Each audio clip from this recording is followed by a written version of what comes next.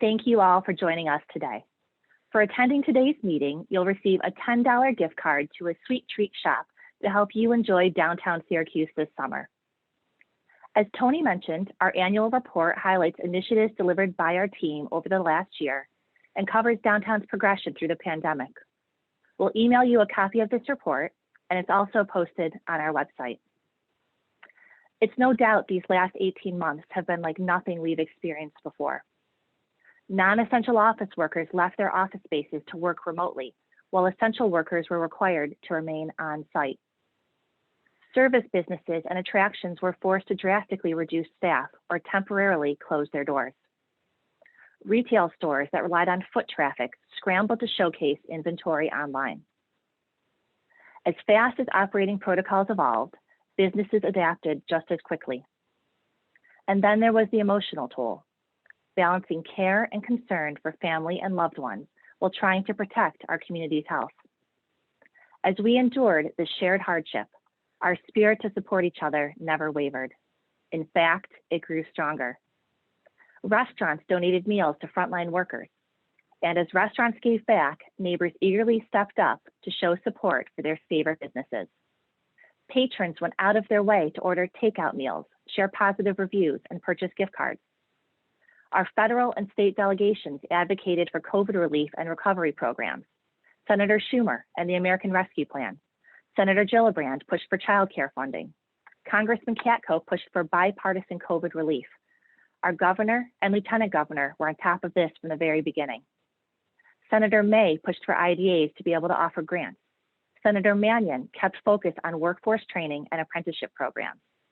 Assemblyman Sturpey's working group developed $1 billion in targeted grant programs.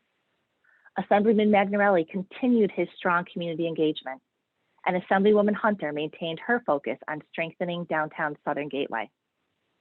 Locally, Onondaga County Executive McMahon and his team fielded community needs, developed business support programs, and managed vaccine rollout. Syracuse Mayor Walsh and his administration introduced curbside pickup zones, waived permit fees, and offered grants.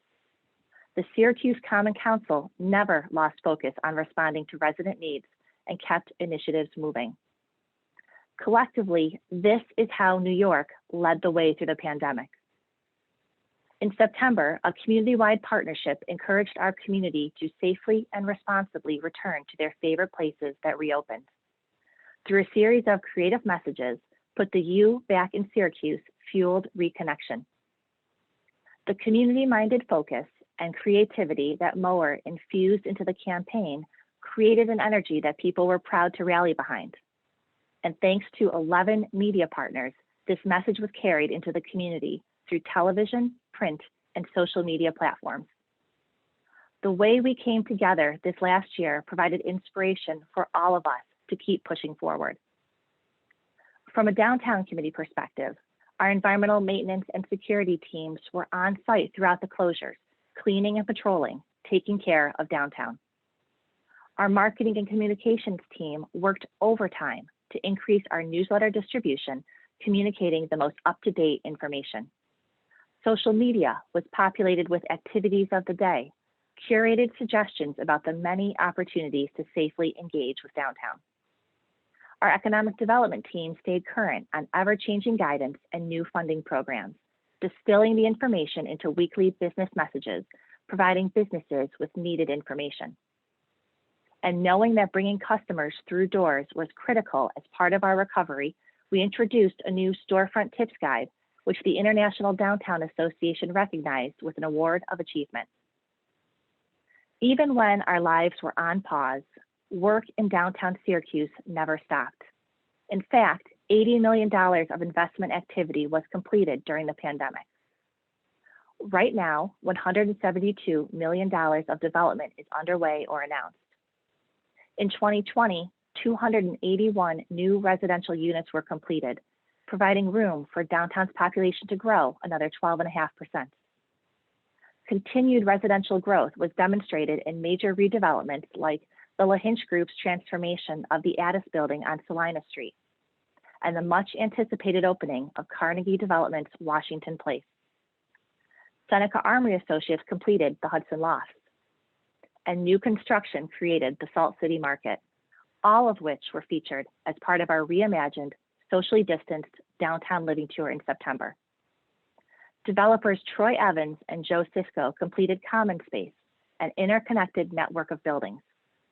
The unique space fosters micro-communities through co-working, common areas, and residential units.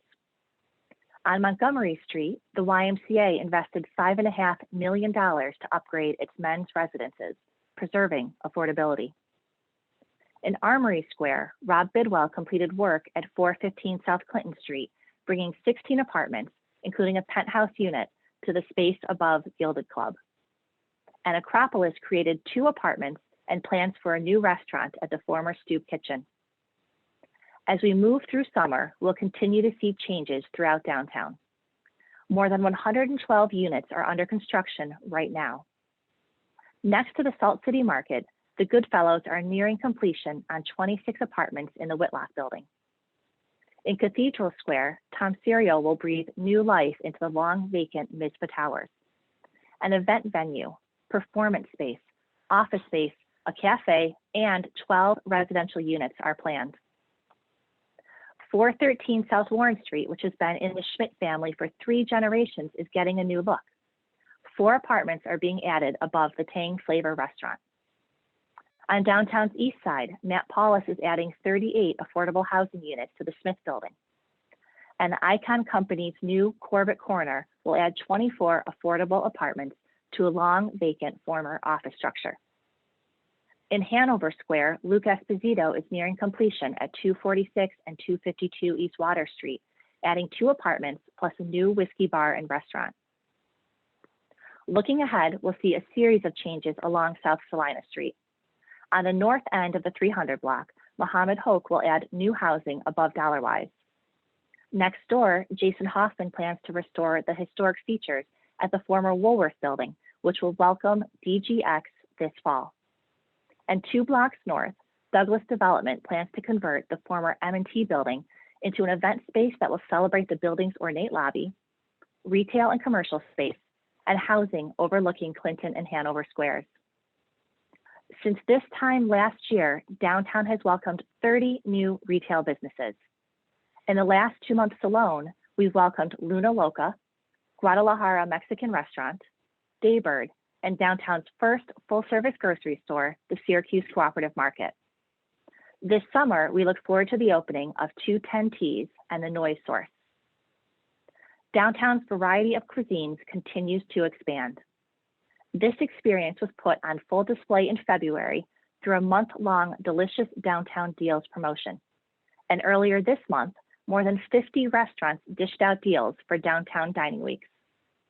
Just 3 weeks ago, the city's Weekends on Walton returned, expanding outdoor dining experiences. Thanks to Assemblyman Magnarelli, a dedicated supporter of the arts in our community, the Landmark Theater is in the midst of a $2 million renovation, which will bring comfortable new seats in time for the return of performances. A vibrant new marquee will welcome new shows like Charlie and the Chocolate Factory, Waitress, and Hamilton. The curtain will rise at the Red House with Sister Act this December. And just last week, a partnership between the Landmark Theater, the Red House, and national touring companies was announced. Broadway shows will rehearse at the Landmark and Red House starting this August, generating up to $10 million in associated economic impact. Fall events have also started to populate the Civic Center's calendar. Downtown's museums continue to engage and educate the public. The Erie Canal Museum uses events like the upcoming Beers, Bikes, and Barges to raise the visibility of the canal corridor and the new Empire State Trail. The Everson curates a variety of exhibits ranging from hometown artists to its world-class ceramics collection. The Onondaga Historical Association brings history to life with events like its Downtown Ghost Walk. And a new state-of-the-art digital theater is expected to open at the most in February. The theater will feature planetarium shows, documentaries, interactive learning, and gaming space. And downtown's landscape continues to hold supporting roles in filming thanks to the Visit Syracuse Film Office. With so many amazing attractions, it's easy to see why people want to be here in downtown Syracuse. This also holds true from an employer perspective. M&T Bank reaffirmed its commitment to downtown, moving its regional headquarters to 250 South Clinton Street in April.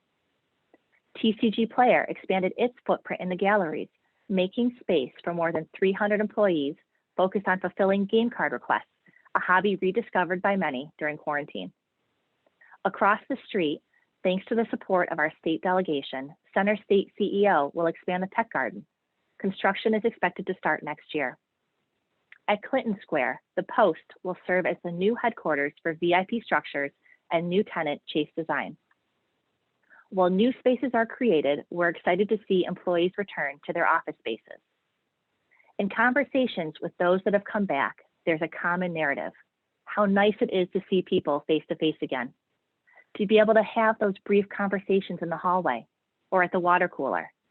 This is what offers new perspectives, sparks creativity, and leads to new ideas. We are ready to reconnect. The theme holds true outside the office as well. Whenever I run into someone on the sidewalk, the interaction with them is the same. They are genuinely happy to engage. Downtown was made for these chance meeting connections. It's in these spaces where ideas are born, new friendships are formed, and collaboration begins. And as in-person meetings resume, our venues are ready for you. At the Marriott Syracuse Downtown, Ed Riley added 53 rooms, including the new Hotel Syracuse Suite this year. While you're in downtown Syracuse, if you ever need some inspiration to decide what to do or what to eat, just ask one of the locals. You can see them in the new Live Like a Local posters displayed in kiosks throughout downtown. All recommendations come from downtown Syracuse residents. Downtown's festivals are one of the most popular suggestions. Next month, our team looks forward to presenting the 50th anniversary of our Syracuse Arts and Crafts Festival. It will feel so nice to hold the event in person again. While our team improvised to create a virtual festival last July, nothing beats the lively atmosphere that browsing artist wares, strolling street performers, and interactive activities provides. CNY Jazz Foundation also just announced a week-long series of pop-up musical performances in July. On Sundays throughout the season, City Market at the Everson Plaza and Shop Small Sundays at the Salt City Market present opportunities to peruse special pieces made by local artists. Every Tuesday at our downtown farmers market, Clinton Square is a place to find locally grown fruits, vegetables, plants, flowers, and fresh baked goods. During the holidays, we partnered with Galaxy Media to help families skate, shop, taste, and discover their way through downtown Syracuse.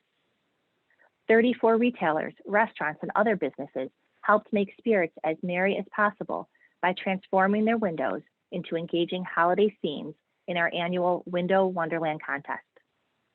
And our seasonal staff members, Dash and Dot, highlighted gift options to spread holiday cheer. Upgrades at Perseverance Park allowed for both winter and summer activities. A dome outside One Lincoln Center provided festive pop-up shops to enjoy during the holidays. How we access downtown and move around has never been more important. This spring, Centro introduced the Circulator, a continuous, free 15-minute bus loop connecting all major downtown neighborhoods and attractions. The City of Syracuse announced a new provider for a bike and scooter share program. Later this summer, VioRide will bring back more than 200 pedal assist bikes. While we're currently experiencing a lot of road construction, these investments mean that soon we will enjoy smooth, newly paved streets.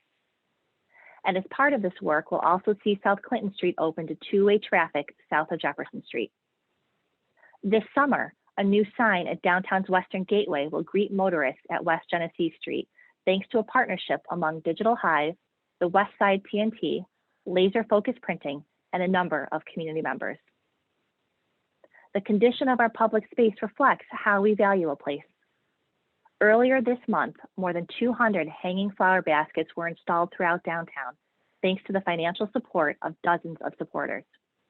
These same partners brought cascading flowers to Hanover Square and City Place.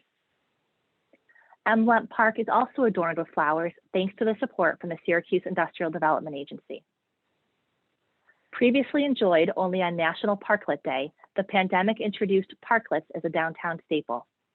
Last year, parklets popped up in Armory Square, and more are expected as outdoor dining season continues. And as our community evolves, one of downtown's most prominent spaces will see a new iteration.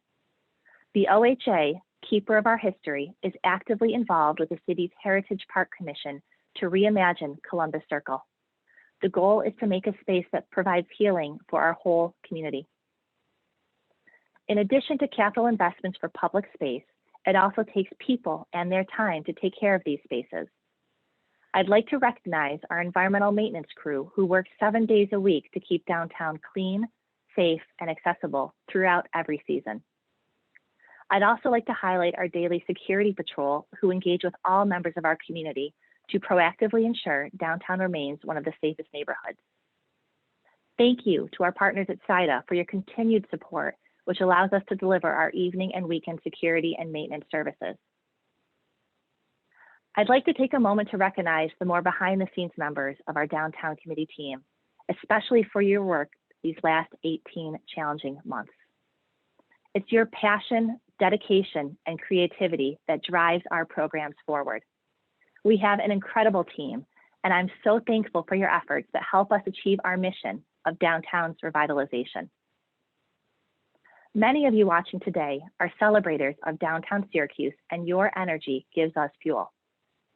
The support of our downtown enthusiast companies allows us to deliver programs year-round that promote and enhance our community. Your company's engagement means that more people are aware of our community's resilience. This past year tested our community and redefined our path forward, but it also gave us a chance to flex our grit and resiliency. Every member of our community played a critical role in pandemic response and recovery. We met the challenges head on, and by working together, we learned we can chart our own course to come back strong. On behalf of the Downtown Committee of Syracuse, I'd like to thank you for tuning in today and for your continued commitment to downtown. Have a great day.